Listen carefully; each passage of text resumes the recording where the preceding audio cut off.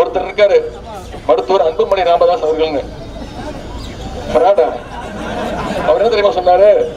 2 வருஷத்துக்கு முன்னாடி மாற்றம், முன்னேற்றம், அன்புமணி. இப்போ தடுமாற்றம், ஏமாற்றம், சூட்கேஸ் மாதிரி ஆயிட்டாரு.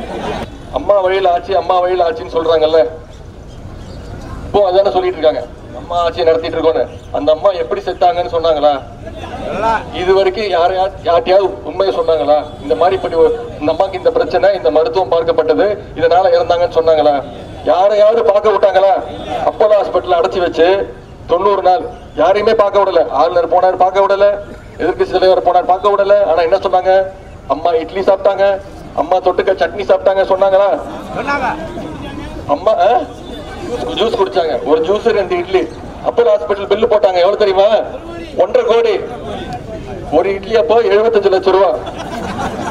கடைசியில் என்ன சொன்னாங்க? அம்மா இறந்து போயிட்டாங்க. இதே துணை முதல்வர், இப்ப ஒரு துணை முதல்வர் இருக்கிற அண்ணன் OPS அவர்கள், அப்ப முதலமைச்சர், அவர் முதல்வர் பதவியை பொடுங்கணும் என்ன தேவை பண்ணாரு? அந்த அம்மாவுடைய சமாதியில போய் உட்கார்ந்துட்டு தர்ம யுத்தம் நடத்தினாரு. என்ன சொன்னாரு? அம்மாவுடைய சாவுல மர்மம் இருக்குன்னு சொன்னாரு. இப்ப துணை முதல்வர் பதவியை கொடுத்தோன்னு வாயை திறக்க மாட்டேங்கிறாரு. இப்படிப்பட்ட ஒரு முதல்வர், இப்படிப்பட்ட ஒரு துணை முதல்வர் நமக்கு தேவையா? இவங்க எல்லாரையும் வீட்டுக்கு அனுப்பணுமா?